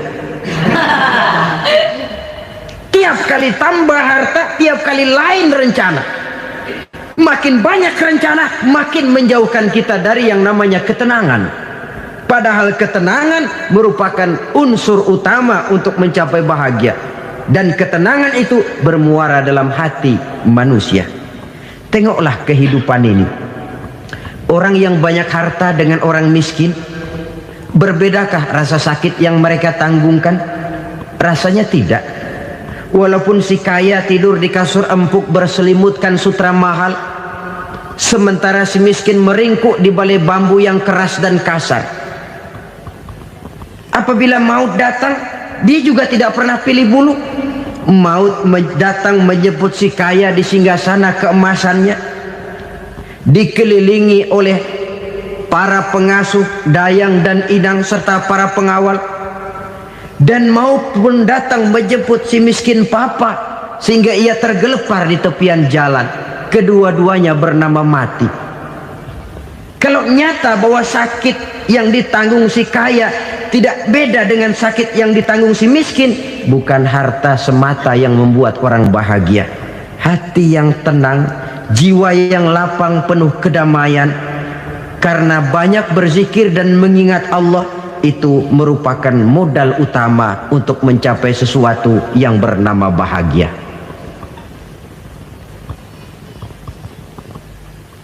Saudara hadirin yang saya hormati, inilah yang pertama dari 4 ciri yang digambarkan oleh Nabi tentang tanda-tanda orang bahagia. Dan harus berangkat dari yang pertama ini, hati yang lapang. Ini yang harus kita miliki lebih dahulu. Baru nanti akan menyusul kepada poin yang ketiga, kedua, dan selanjutnya. Sebab kalau hati sudah terisi dengan jiwa yang lapang, seluruh persoalan insya Allah akan bisa kita atasi dengan sebagaimana mestinya. Yang kedua sekarang, tanda orang bahagia menurut baginda Nabi, markabun syariah. Orang bahagia itu, kata beliau, punya kendaraan biar cepat asal lancar. Artinya kemana dia mau pergi mudah. Apa maksud hadis ini? Kalau kita kaji lebih dalam, kendaraan itu kan alat transportasi. Transportasi tidak lain adalah usaha memudahkan komunikasi. Pindah dari situ kepada teori bahwa manusia adalah zon political, makhluk bermasyarakat yang tidak bisa memenuhi kebutuhan hidupnya secara sendirian. Kita memerlukan keberadaan orang lain dalam kehidupan ini. Untuk memakai baju saja kita sudah perlukan petani yang tanam kapas, pabrik yang memintal kapas jadi benang, pabrik yang menenun benang jadi kain, sampai kepada mesin jahit, sampai kepada tukang jahit. Itu cuma untuk memakai pakaian saja. Tidak seorang pun di antara kita yang sanggup memenuhi kebutuhan hidupnya secara sendiri. Kita perlu orang lain. Maka kebebasan dalam arti mutlak, kebebasan tanpa batas, itu tidak mungkin ada dalam kehidupan. Karena kita mengadakan yang disebut interaksi sosial. Setiap kegiatan kita tentu melibatkan orang lain. Menurut kita barangkali kita bebas jalan di jalan raya semaunya, tapi orang lain berkendaraan pun merasa bahwa ini ada juga jalan haknya. Dan begitu selanjutnya. Oleh karena itu, maksud dari kendaraan yang cepat ini adalah khulata'uhu ma'as solihin. Lingkungan pergaulannya terdiri dari orang-orang soleh. Pergaulannya luas. Kemana dia pergi ada temannya. Kesulitannya ada tempat dia cerita. Dan kesulitan kalau sudah diceritakan kepada orang lain, taruh kata orang itu tidak bisa menolong, namun menceritakannya kepada orang yang kita percayai, kan paling kurang sudah mengurangi beban jiwa, mengurangi tanggungan batin, merasa masih ada tempat kita cerita. Maka lebih baik orang awam yang mau bergaul ketimbang orang setengah alim tapi ngunci pintu. Sebab nantinya akan timbul sikap picik, cupik pandangan, dan tidak luas menghadapi kenyataan dalam kehidupan ini. Namun yang harus kita garis bawahi, pergaulan memang mesti luas. Namun jangan sekali-kali lupa bahwa pergaulan sangat besar pengaruhnya dalam ikut membentuk kepribadian manusia. Sehari-hari bisa kita bilang, kalau kita dekat sama tukang minyak wangi, sekalipun nggak dibagi minyaknya, baunya tentu dapat. Betul? Tapi dekat sama tukang elas, walaupun nggak kena apinya, asapnya mesti kena. Kalau Syauqi mengatakan lebih jelas lagi, man asyaral asyrafa asya musyarrafan wa muasyiral anzali ghairu musyarrafin. Awalam taral jildal hakira muqabbalan bisagri lamma sara jildal mushaf. Siapa yang bergaul dengan orang mulia, dia bakal ikut menjadi mulia. Tapi siapa yang berteman dengan orang hina, dia tidak bakal ikut menjadi mulia. Tidakkah kau lihat, kata Syauqi, kulit kambing yang hina pun dicium orang ketika menjadi kantong Quran. Kulit kambing hina, kalau dia sendirian gak ada yang mau cium. Tapi begitu dia bergaul dengan Quran, menjadi kantong Quran, dipakein minyak wangi, ditaruh di tempat yang tinggi, mau diambil dicium dulu, dibawa dengan penuh hormat dan hati-hati. Kulit kambing yang hina lantaran berteman dengan Quran, numpang mujur. Tapi coba lihat kalau kulit kambing berteman dengan kayu, jadi beduk, habis. Zohor dikemplang, asar dipukul. Itu pun sedikit saja, cuma salah milih teman. Yang temannya Quran dihormati orang, yang temannya kayu lantaran jadi beduk, gelap-gelap subuh orang udah kemplangnya.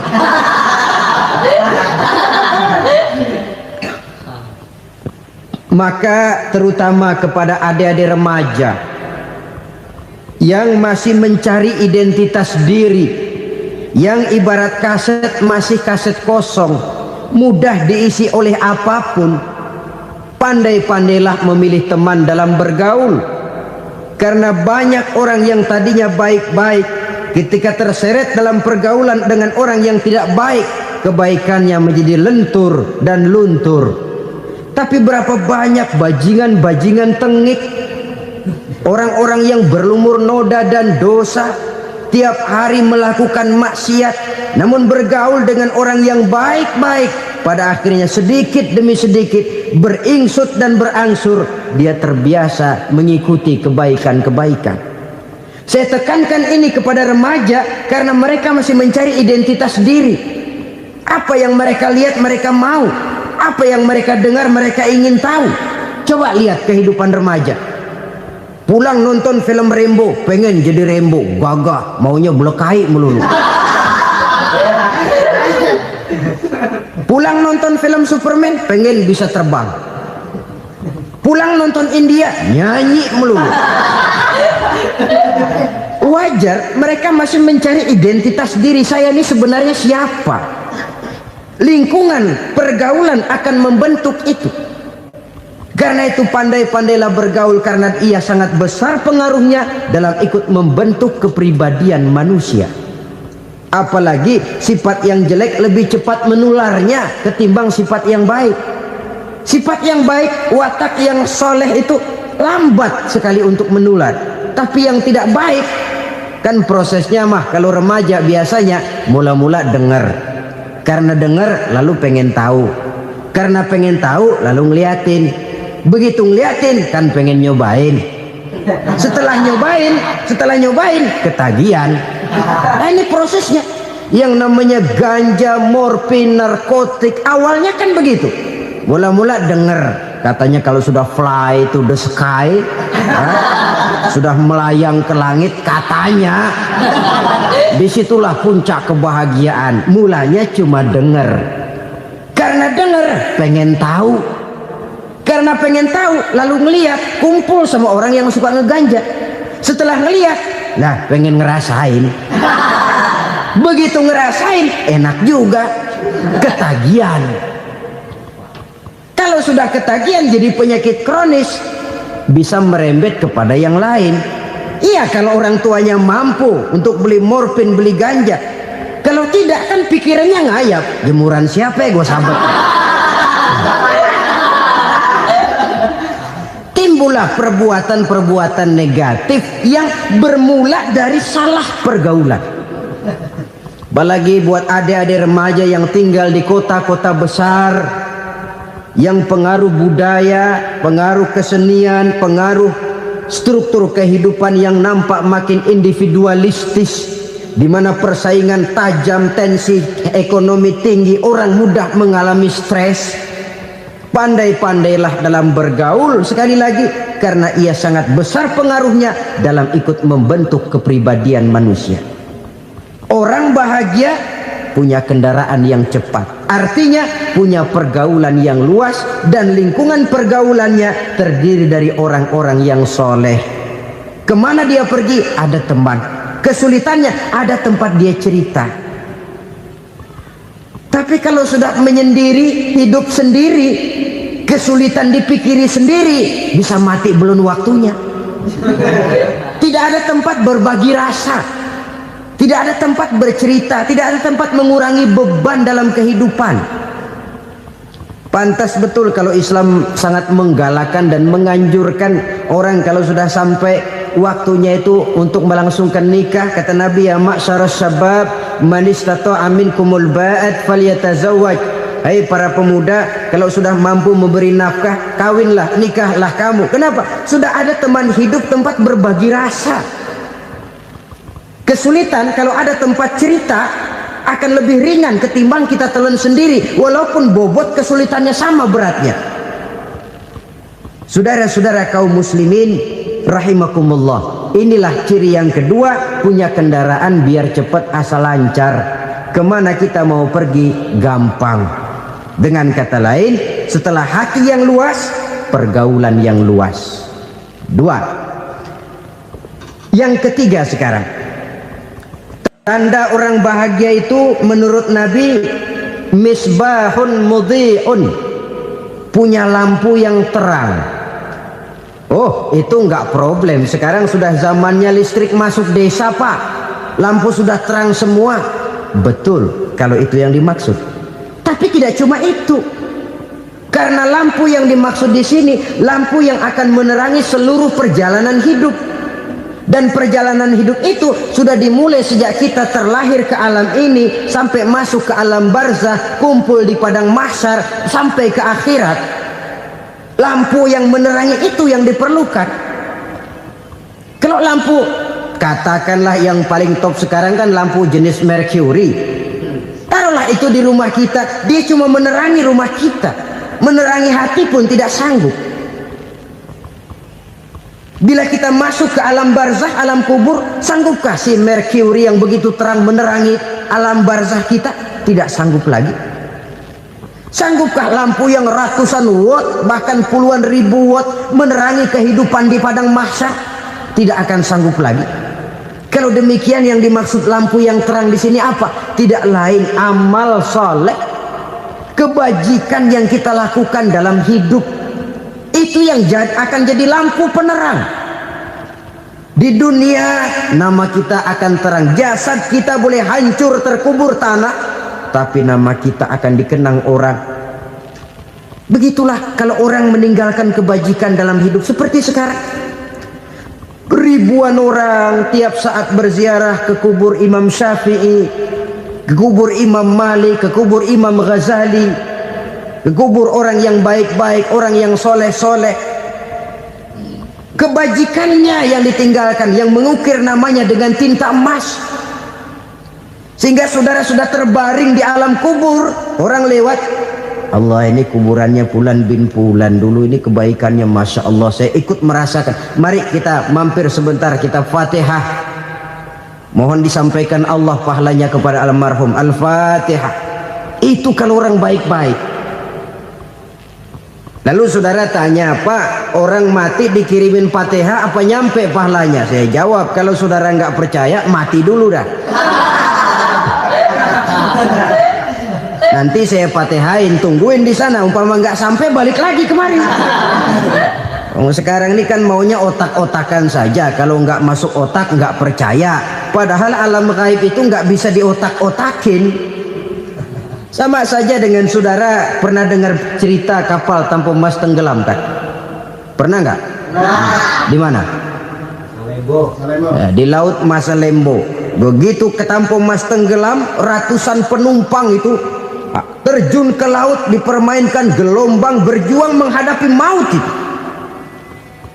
Orang lagi timbul tenggelam di lautan, dihantam ombak, kita tengokin pakai helikopter. Pak, lagi timbul tenggelam ya? Iya, tolongin. Jangan khawatir Pak, nih saya kirim intan Pak, harganya 10 juta. Kira-kira orang yang timbul tenggelam di laut seneng nggak? Ya. Kan mahal toh intan 10 juta.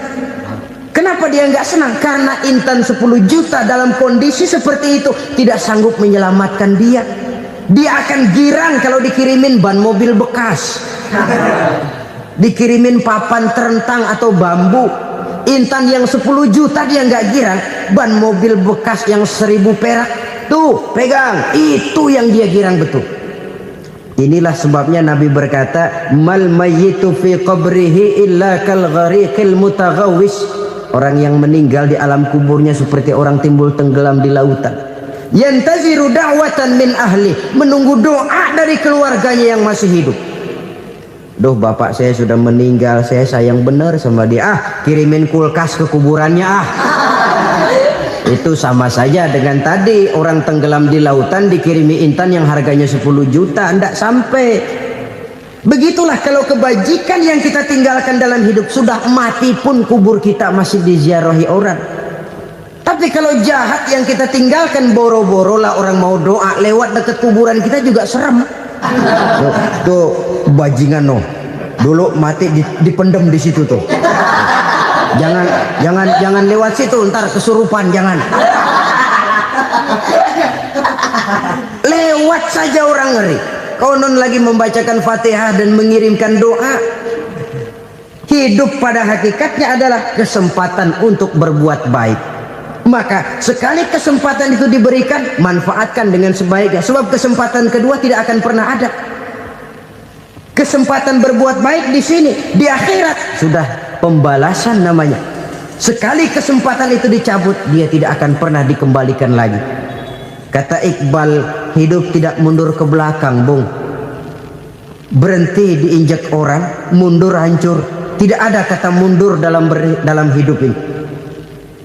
Berhenti diinjak orang, mundur kecebur. Tidak ada kata lain, harus maju dalam kehidupan dalam artian yang positif. Hidup adalah kesempatan untuk mengumpulkan kebajikan yang sebanyak-banyaknya. Di situ nilai daripada manusia. Sekarang ini memang nggak kelihatan kok, orang yang banyak pahala sama yang banyak dosa nggak kelihatan kok. Barangkali kalau habis bikin dosa palanya pada benjol, mungkin orang takut sama dosa. Tapi sekarang sama saja, orang yang banyak dosa dengan yang nggak banyak dosa jalan bareng dari belakang, sama, nggak kelihatan beda. Tapi ada waktunya di mana pahala memegang peranan, di mana dosa diperlihatkan. Sama saja kalau kita bawa mobil siang, lampu kan nggak begitu berfungsi. Apa lalu bilang, alah ini lampu berat-beratin, copot-copotin aja dah. Tidak perlu begitu. Kenapa? Pada satu saat malam senja akan datang. Bila matahari terbenam, senja pun datang, gelap mulai merayap, disitulah baru terasa perlunya lampu. Pahala begitu. Sekarang orang yang nggak ada pahalanya, nggak kelihatan dalam kehidupan. Tapi pada satu saat senja kehidupan akan datang, ajal merenggut nyawa, malam merayap, dan hidup mulai diliputi kegelapan di alam barzah. Dikala itu kalau nggak punya lampu, alangkah malangnya kita.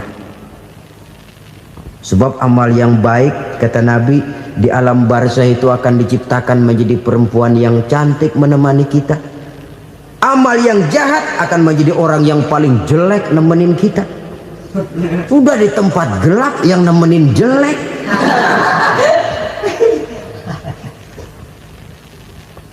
Kaum muslimin rahimakumullah. Kalau demikian masalahnya, tergantunglah kita pandai memanfaatkan waktu. Al-waktu kasayf, waktu itu cepat sekali. Yang namanya waktu itu tahu-tahu. Tahu-tahu udah tahun 87. Tahu-tahu udah begitu. Tahu-tahu yang kemarin anak-anak, sekarang udah pada punya anak. Tahu-tahu saja itu. Begitu cepat waktu berlalu. Kalau tidaklah pandai kita memanfaatkannya, akan rugi kita. Nabi bersabda, "Man kana yaumuhu khairun min amsihi fahuwa rabih." Barang siapa yang hari ini lebih baik daripada hari kemarin, itu orang untung. Hari ini lebih baik daripada kemarin. Bulan ini lebih baik dari bulan kemarin. Tahun ini lebih baik dari tahun kemarin. Itu orang yang beruntung. Tahun kemarin sembayangnya maghrib doang, sekarang udah tambah isya. Tahun kemarin cuman Idul Fitri aja ngancem bener, sekarang udah tambah Jumat, lalu tambah lagi maghrib, tambah lagi isya, dan selanjutnya. Hari ini lebih baik daripada kemarin, itu orang yang beruntung. Wa man kana yaumuhu mislu amsihi fahuwa khasir. Lalu barang siapa yang hari ini sama saja dengan hari kemarin, itu orang rugi. Hari ini sama dengan kemarin, rugi itu. Bulan ini begitu, bulan kemarin begitu, tahun ini begitu, tahun lalu juga begitu. Rugi itu orang.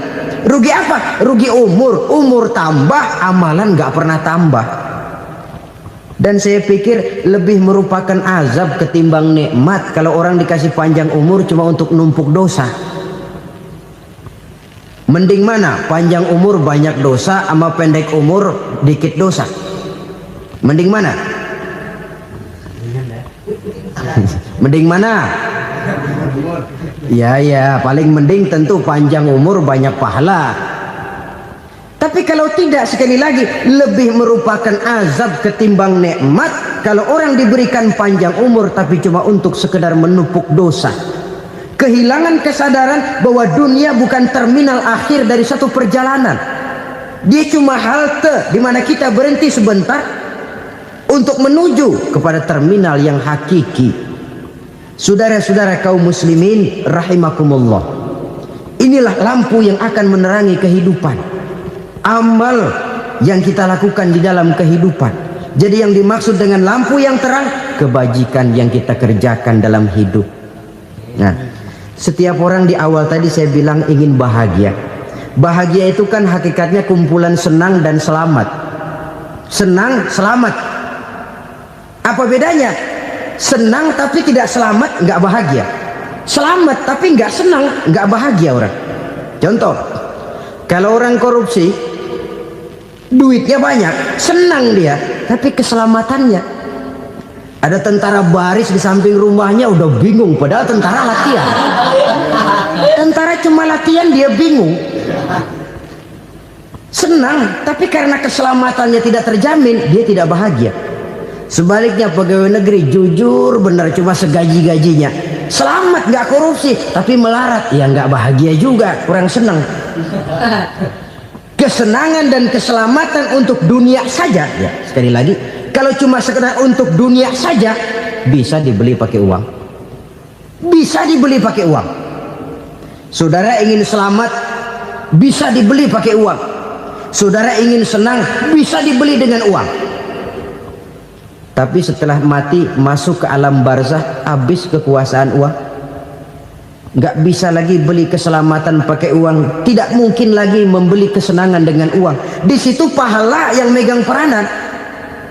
Makin banyak pahala, makin banyak saham untuk membeli kesenangan dan keselamatan, untuk memperoleh yang namanya bahagia. Dan jangan lupa loh, di alam barzah kita nggak sebentar, menunggu datangnya kiamat. Loh iya, kalau kita begitu dikuburin terus kiamat datang, untung. Tapi kalau masih harus 1000, 2000, puluhan ribu tahun yang akan datang dalam satu penantian yang begitu lama tanpa saham untuk memperoleh kebahagiaan, satu kemalangan yang tidak ada pernah putus-putusnya. Janganlah tergelincir oleh kebahagiaan sebentar yang menipu dengan mengorbankan kebahagiaan hakiki yang berjangka panjang.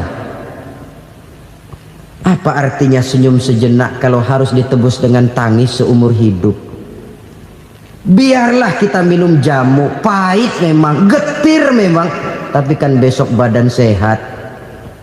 Daripada sekarang minum sirup, manis memang, enak memang, tapi bibir pada jontor besoknya. Sirawan, batuk, nggak karu-karuan. Banyak orang tertipu oleh kesenangan yang sebentar. Padahal laisa kullu ma yalma'u zahaban. Belum tentu semua yang berkilat itu emas. Belum tentu semua yang gemerlap itu intan. Karena itu marilah manfaatkan kesempatan yang diberikan Allah ini untuk mengumpulkan kebajikan yang sebanyak-banyaknya. Yang terakhir sekarang, yang keempat, tanda orang bahagia kata Nabi. Zaujatun salihah. Orang bahagia itu tanda yang keempat kata Nabi, punya istri biar cakep asal taat.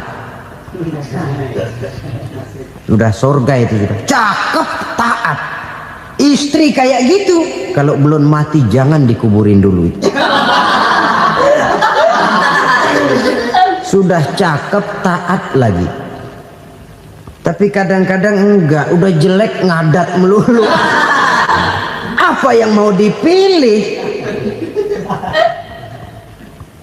Sebab itu Quran mengatakan istri pakaian untuk suami, suami pakaian untuk istri. Kenapa suami istri diibaratkan pakaian? Alangkah tingginya gaya bahasa Quran ini. Suami istri teman hidup, hidup perjalanan panjang. Sejak kita dalam rahim sudah ada hidup kan di sini. Sampai ke alam dunia, masuk ke alam barzah, kumpul di padang mahsyar, sampai menuju akhirat, itu perjalanan hidup. Carilah istri atau suami teman hidup yang membawa manfaat tidak hanya kehidupan di dunia ini, sampai di alam barzah, sampai di padang mahsyar. Suaminya mungkin meninggal lebih dulu, atau istrinya mungkin meninggal lebih dulu, tapi suami atau istri yang masih hidup berbuat kebajikan. Suami saya meninggal, ada hartanya, saya sedekahkan, niat pahala untuk almarhum suami saya. Ini teman hidup, tidak dibatasi dan tidak bisa dipisahkan oleh maut sekalipun. Zohirnya mungkin pisah, badannya mungkin pisah, tapi hatinya, jiwanya, kebersamaannya dalam menghadapi kehidupan. Karena itu saudara-saudara, bahasa Quran indah. Suami istri diibaratkan seperti pakaian. Apa fungsi pakaian? Pertama, pakaian jadi kebanggaan. Artinya suami harus menjadi kebanggaan istri, istri harus jadi kebanggaan suami.